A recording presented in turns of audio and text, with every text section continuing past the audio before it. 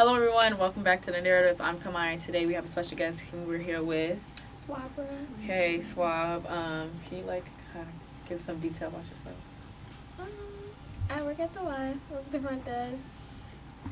I go to Temple. I'm a junior advertising major, and I'm a Gemini. Okay. Do you have any other, side hustles you do? I have a jewelry business. Okay, would you like to, promote that? It's called Sondier Jewelry, Sondeur Jewelry on Instagram and TikTok. Okay. Okay, to hop straight into it, I want to, also today's narrative is going to be about abortion laws and how it's going and, opinions on it by Swabra. Okay, so, what are some of your personal thoughts on it? I just feel like it's no one's business what you do with your body. I never understood why people are so, pressed about what other people do with their bodies. Just in general. Yeah. Yeah. Some personal things what are some things that you know about the abortion ban? I know, I believe it's state by state right now. So each state decides, because I know some states did end up following through with the abortion ban. I believe Pennsylvania is cool. We're in the green as of right now.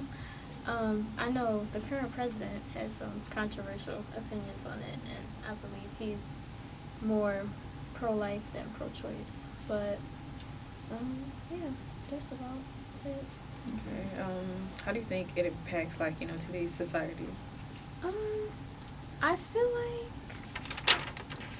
I'm pro-choice, so that's kind of where my stance is. I try not to be biased when having those conversations, but I feel like it's necessary for people to have that choice. Because, sometimes you're not ready, or whatever the case may be. I feel like people should be able to decide that for their own bodies. Okay, and to kind of add on what you said about not being ready, some people may not be, ready, as you said, or financially wise, they weren't ready to have a baby. Mm-hmm. Some may say, teen pregnancies are accumulating crazy. What are some, how does it personally affect you?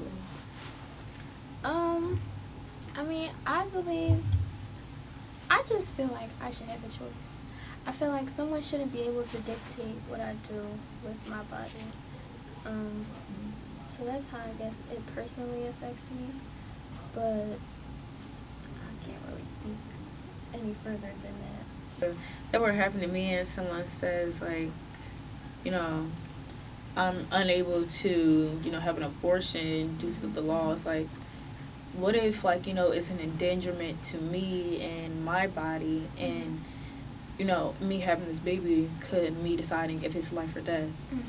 And some people just don't want that. And, you can always try again or adopt. There's other options out here. Mm-hmm. But I just really don't think it's any of the, state's business on what women do with their bodies. I feel like people need to be more realistic. If I were to be pregnant right now, I don't think I would be able to take care of me and the child. I'm still figuring out my own life. I'm still in college. I'm 20 years old. Yeah, no, I don't think it would work out. So I feel like people should be given that choice to figure out what they want to do. And then the people that are saying, pro-life, you're not going to come take care of my baby, so I don't think you should be speaking on whether I should be able to keep it or not. Yeah, it honestly does make much more sense from your perspective than, what a lot of people may think, because, once you say, again, you're in college, that's very stressful when you have a job, and you're still trying to maintain your own, bills and all that, and then having a baby on your hip, that's even harder. You're building stress on top of stress. Mm-hmm. And the only option is, in order to avoid pregnancy, is abortion or, pill, Plan B, and stuff like that. What do you think are some pros and cons to it? I've never really thought about that. As far as pros, people getting to decide and not having to carry that burden of having a child, or giving a child a life that, is unfair to them. They didn't ask to be brought into this world, and, some people aren't able to provide to their best ability because of the circumstances that are in. So I feel like that'll be a pro. Like you can hold off until you're in a position to properly take care of a child. Cons, I feel like some people might misuse or abuse that like freedom, because it gets to a point where it's like, okay, rather than getting abortions, like you can take some precautionary steps like Plan Bs or birth control. Like you shouldn't just be out here acting crazy and then getting abortion after abortion. Like I feel like we have to be reasonable when it comes to that. But yeah, that's how I could think of.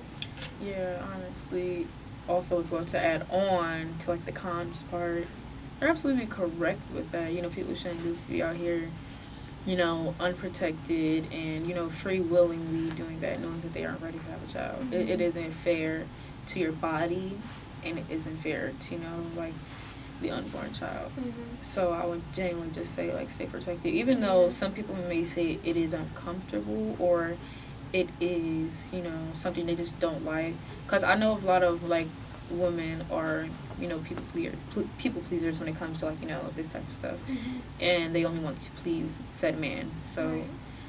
it is hard for some women to genuinely just say, you know, I'm not comfortable with that. Mm-hmm. So that's why, you know, people do just get abortion after abortion. Yeah. And it is genuinely just like kind of sad on that. Honestly, a pro to that too, like a pro to the con is, you know, less expensive because Mm-hmm. when you are a young adult with a child, like the average percentile is 84.4% of like, you know, money. But like Mm-hmm. when it comes to like abortion, like and it drops increasingly Mm-hmm. up to like 4.5% Mm-hmm. of your, like, it's so much money being saved when it Yeah. comes to having a child. Mm-hmm. And like if you have like multiple children, like Mhm. if you're a teen parent and then you're a young adult with kids, it gets Yeah. financially harder because there are some people can't afford college, or, you know, their low income job isn't Mhm. giving them enough money, or the state isn't giving them enough money to take care of said kids. Because I get it, you know, you have accidents and stuff, and you may not want to abort the child because, you know, they didn't ask to be here, but you still want to step up and be responsible. But you have to look at the other side on, like, you can't afford to have a baby right now. You still have to pay bills, and you have a low income job, and the state isn't going to freely give you like a certain amount of money when your child is first. And if you're in college, like you said, that's even more stressful. Yeah. Imagine just having a baby, then you have to deal with college, like and then you have to still go to work and school, like that's a lot to handle. So I get that's why a lot of people get abortions and stuff while in college, and some may do it as teenagers because they have a plan and they don't want to mess it up by having a baby. And I really do understand that. But kind of hop off topic, do you think, because I've been hearing it from a lot of pro-life people, some say that miscarriages are kind of similar to abortions. Like, what is your insight I on that? do not agree at all. That is out of my control. I think I saw something like that.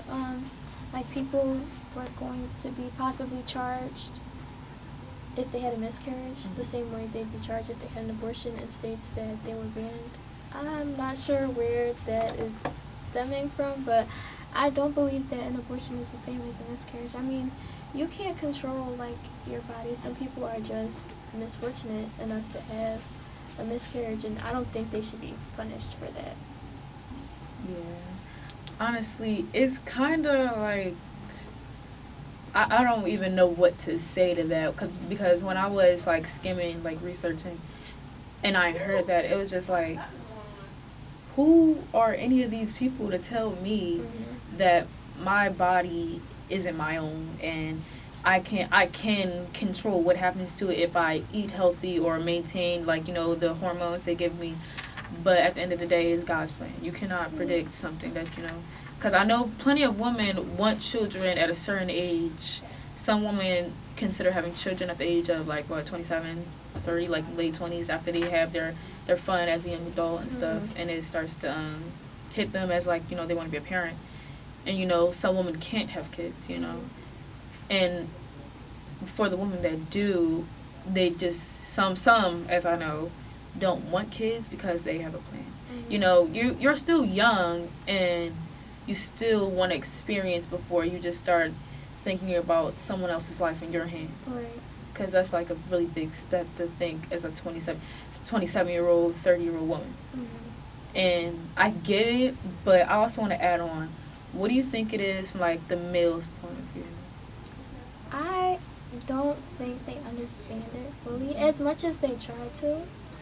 I don't think they'd ever be capable of fully understanding it just because, like, they'll never be in that position where they have to carry a child and give birth and whatnot. Like, it's so different. Like, not to say, like, of course, it takes two to have a child, and it's both of their child, but it's a lot different. There's a lot more stress on the woman because they're going through, like, emotional changes, physical changes.